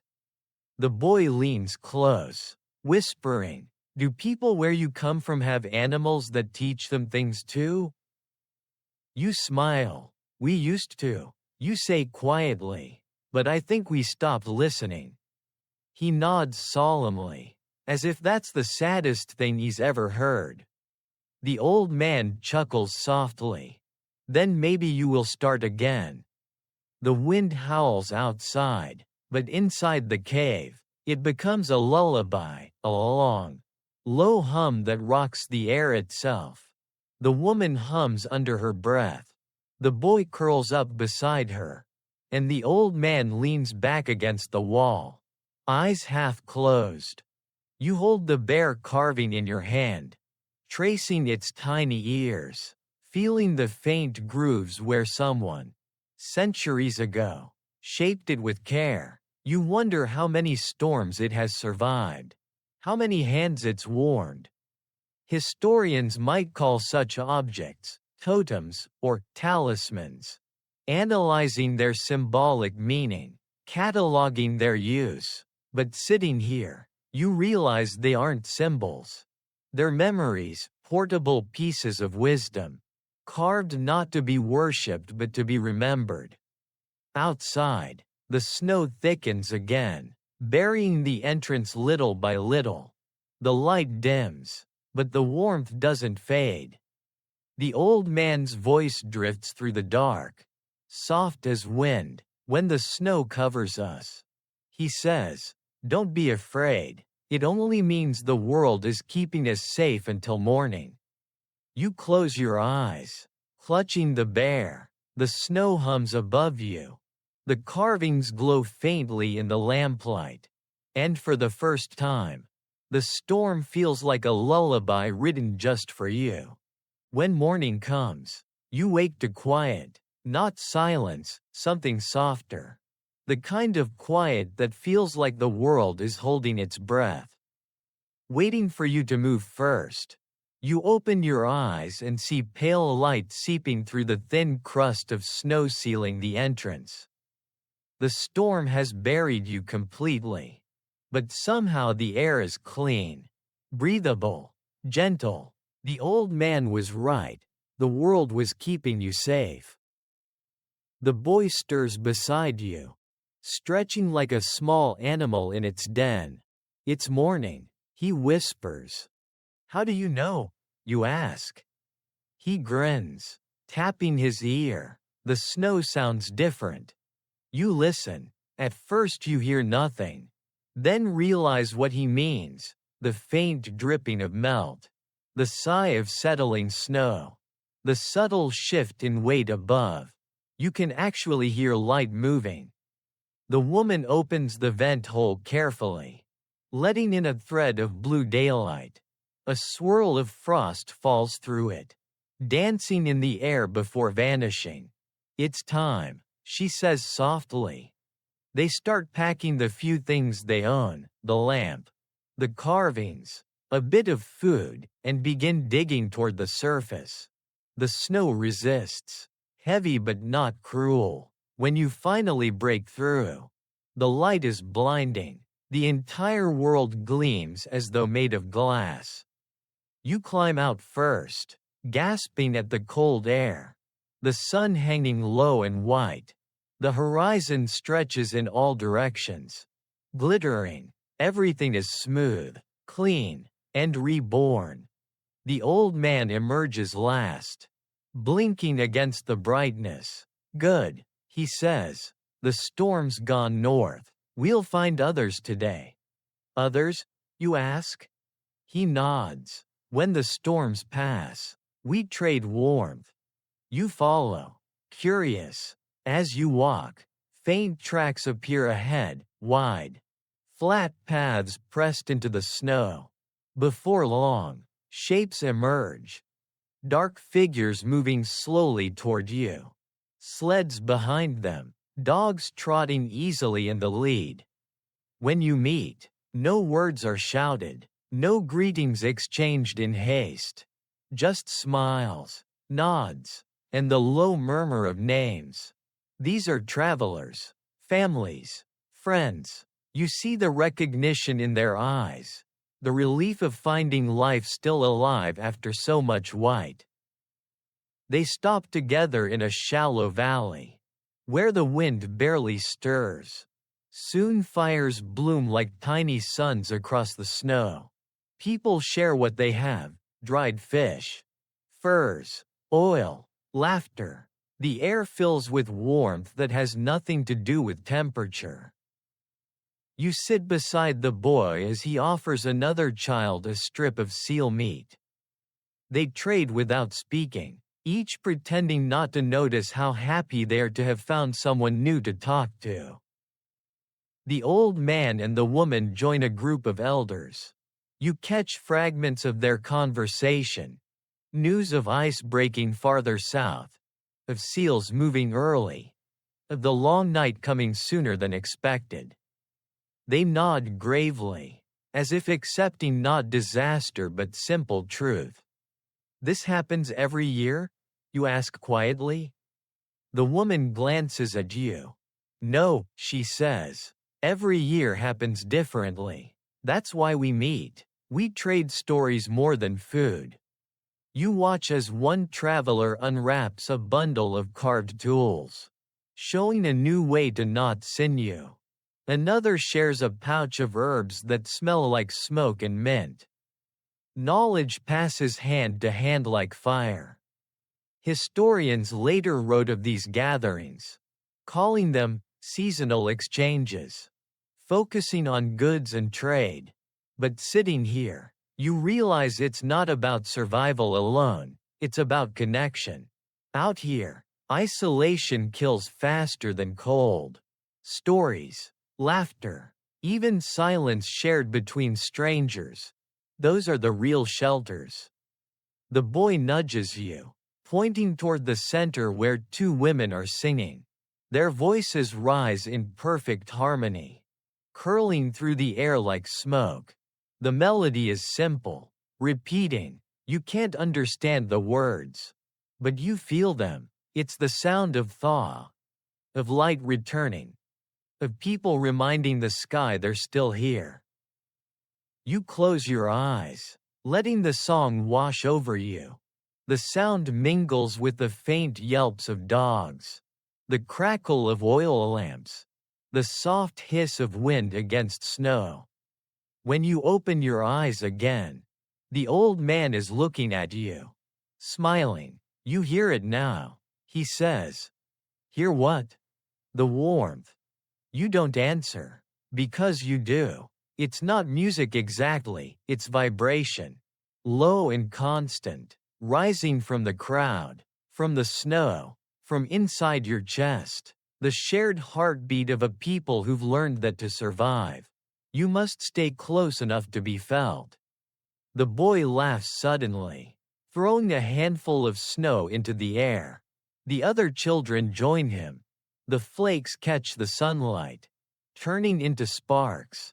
For a moment, it looks like the stars have come down to play in daylight. The woman laughs too, shaking her head. See, even the cold wants to dance sometimes. You can't help but laugh with them.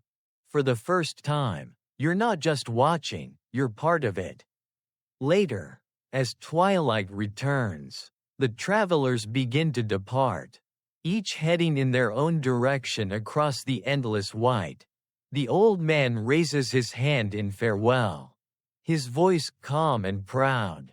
We trade warmth, he says again, so none of it ever leaves.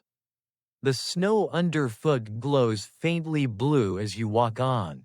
Behind you, the fires fade one by one, small stars swallowed by the horizon, but their warmth lingers in your chest like a quiet promise. You realize that maybe this connection, shared breath, small songs in the dark, is what home truly means. And as the first stars appear again, you think, maybe warmth isn't something you keep. Maybe it's something you give away, so it finds its way back to you. By the next day, the air has changed again. You can feel it even before opening your eyes, the faint dampness of the snow.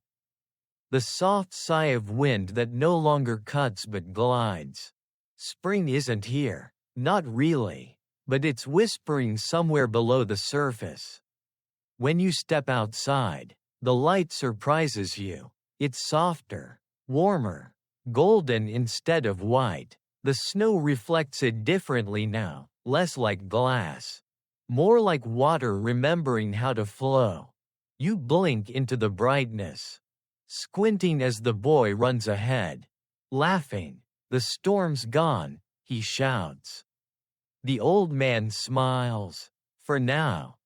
You walk with them toward the low ridge, your boots sinking deeper with each step.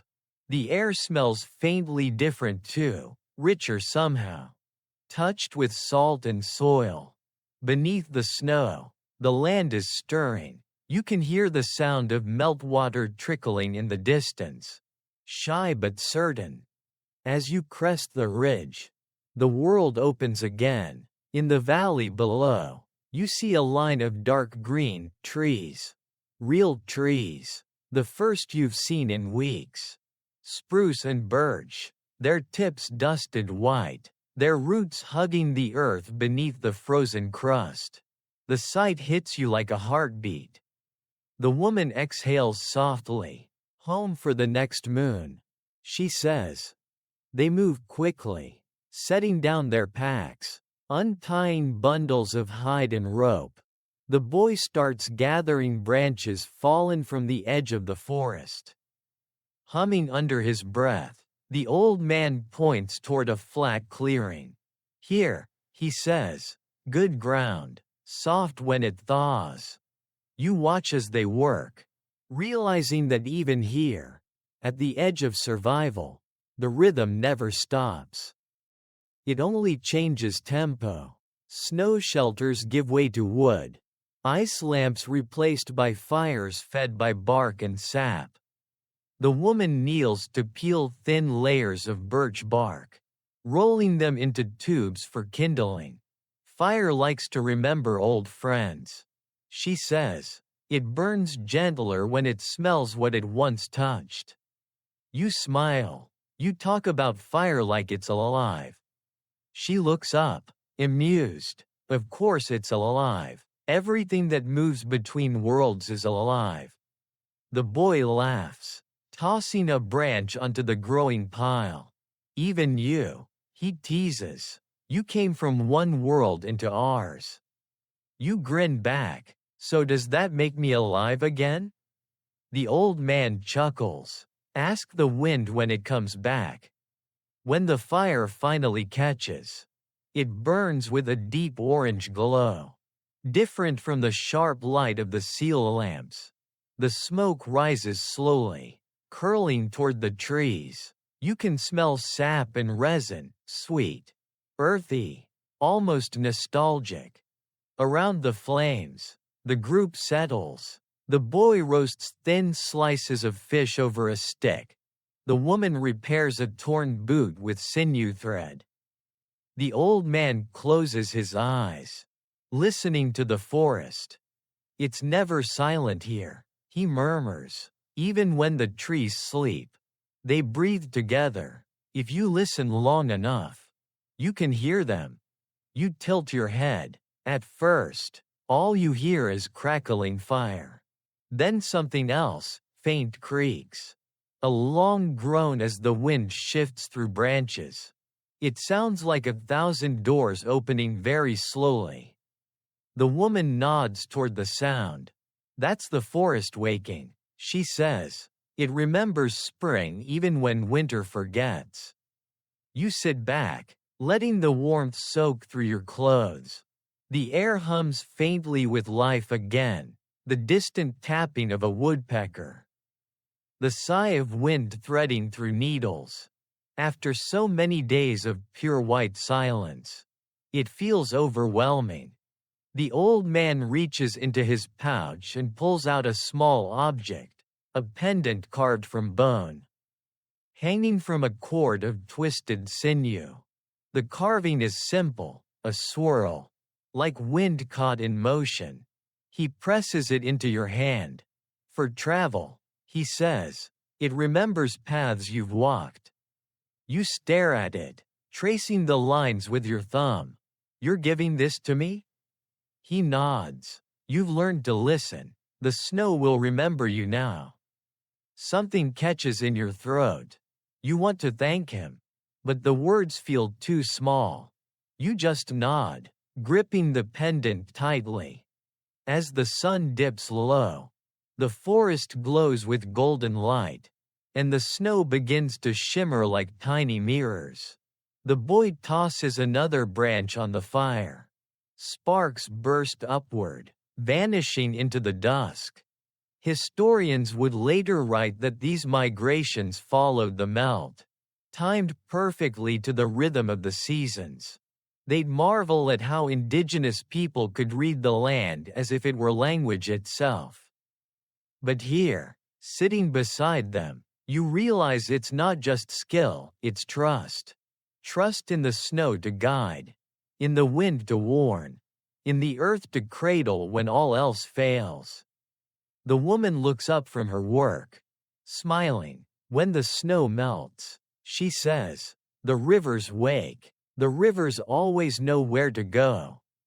You follow her gaze toward the valley, where faint lines of water glisten beneath the ice, winding toward some unseen sea. You realize then that the story isn't about surviving storms at all. It's about remembering how to move with them, how to change shape without losing yourself. As darkness falls, you lie back on the snow, watching the stars return one by one. The pendant rests warm against your chest. The fire crackles, the forest breathes, and somewhere far above, the lights begin to stir again. The old man's voice drifts through the night, low and calm. Sleep well, he says. The snow will dream for you now. You close your eyes. The air hums softly, the warmth of the fire pulsing like a second heartbeat. And for the first time, you don't dream of escape. You dream of return. The days that follow feel different, lighter somehow. As if the land itself has exhaled. The snow still lies deep, but you can feel the earth beneath it beginning to stir. Water runs in secret places under the crust. The wind carries the scent of pine sap and something faintly green. You wake before dawn. The camp is still. The fire from last night has died down to a faint ember, glowing softly under a crust of ash. You feed it a small twig, then another, watching it breathe itself back to life. Outside, the sky is bruised purple and gray, the color of waiting. The woman appears beside you, silent as smoke. She sits, wrapping her furs closer around her shoulders. Today, she says quietly, we give back what we borrowed. You blink sleep from your eyes. What do you mean? She nods toward the sled. Bundled there are small parcels, stones, feathers, bits of fur, pieces of wood carved with markings. The storm has left, she says. Now we thank it for letting us stay. The old man joins her. His movements slow, ritualistic. He takes the carved wolf you remember from before, sets it gently in the snow, and sprinkles ashes around it in a small circle. The boy follows, laying a feather next to a smooth river stone. Each gesture is deliberate, reverent. You watch in silence as they move through the clearing, leaving tokens here and there, offerings, maybe, or memories. When they finish, the woman looks at you expectantly. You carried the bear, she says. Will you give him rest? You hesitate, the tiny carving still warm in your pocket. You kneel, pressing it gently into the snow. The cold bites your fingers. Thank you, you whisper. The old man nods approvingly. Good, he says. Now the story can travel. The boy grins. Maybe the next storm will find it and tell someone else. You can't help but smile. You make it sound like the snow keeps secrets. It does, the old man replies, but only for those who listen kindly. The sun finally crests the horizon, spilling gold across the valley. The snow turns radiant, pink, then orange, then white again. For a moment, everything shines too bright to look at. The fire pops softly, and the scent of cedar fills the air. They eat quietly, dried fish, bits of roasted root, water warmed in a birch bowl. The woman hums under her breath, a slow, melodic tune that feels older than words. The boy joins in, drumming a gentle rhythm on the snow with a stick. You ask, do you always sing after a storm? The woman smiles, not for the storm, for what comes after. The air listens differently once it's been washed. You nod, understanding more than you can explain. The sound of their voices, soft and low, blends with the faint trickle of meltwater in the distance. The world feels porous, every sound, every breath seeping into everything else. Later, as they pack to leave, the old man stops and looks toward the horizon. There, he says, pointing. At first you see nothing. Then, as the light shifts, you spot movement, dark dots against the snow. Approaching slowly, another group of travelers. When they meet, the exchange is wordless but warm, embraces. Laughter, the smell of oil and smoke.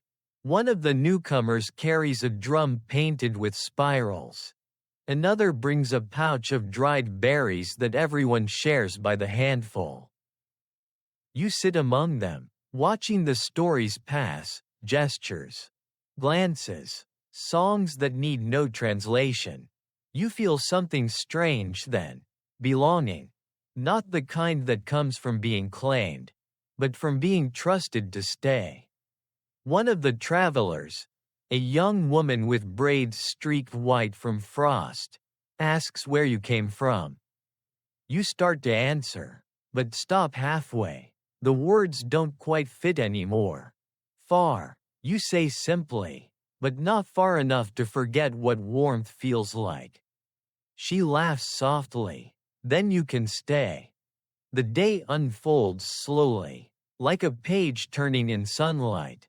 The children play near the stream, their laughter echoing off the trees. The adults mend nets, patch furs, trade herbs and news. Every act, every sound carries a rhythm of quiet efficiency. a life perfectly tuned to endurance. Historians might later describe this as a meeting of nomadic bands, marking trade routes, resource exchange, perhaps a primitive form of diplomacy. But sitting here, it feels simpler and deeper. It's community born not of borders, but of shared breath and shared storms. As dusk approaches, the sky fills with soft colors again. The northern lights shimmer faintly in the east. Like memory returning, the old man stands, brushing snow from his coat. Time to rest, he says.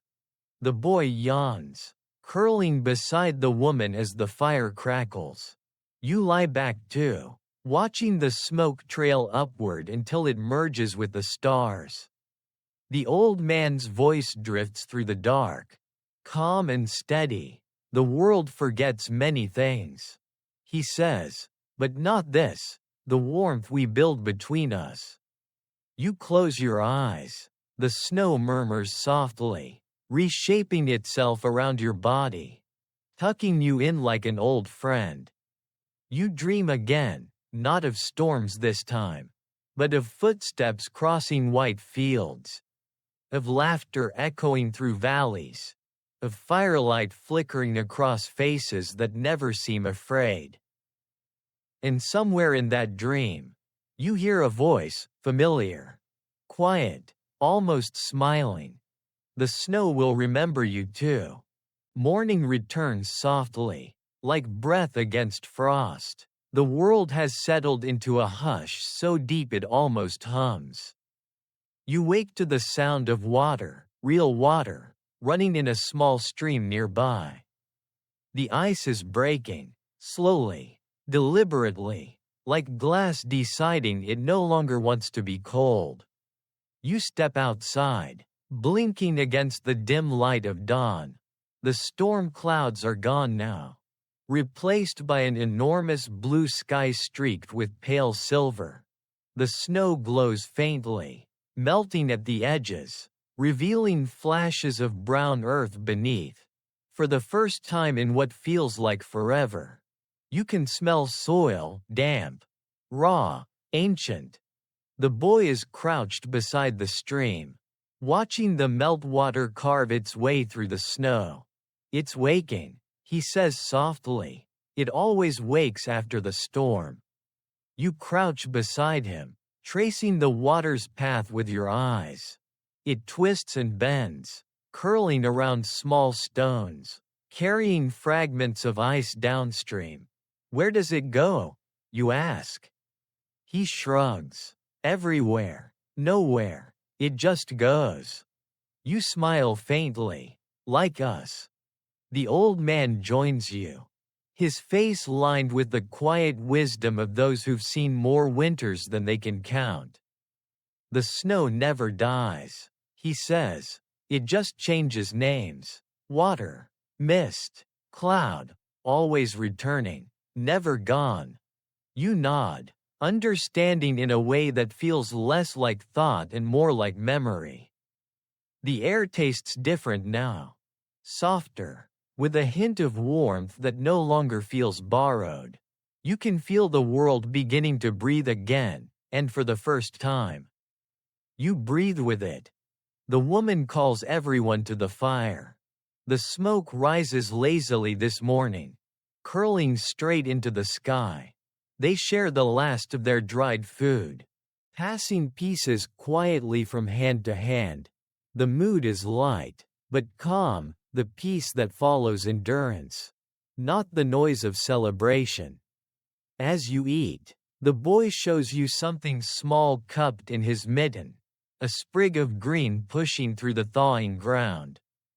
Tiny, fragile, but impossibly alive. See, he whispers, the earth remembers us. You can't help but smile. Maybe it missed us. The woman laughs softly, or maybe it forgives us. The old man chuckles. Same thing, if you ask me. You all laugh then, not loudly, but long enough to feel the warmth return to your chests. The sound carries, soft and bright, across the valley, a signal to the sky that life has outlasted the cold again. Hours pass quietly as they prepare to move south. The air glimmers with light.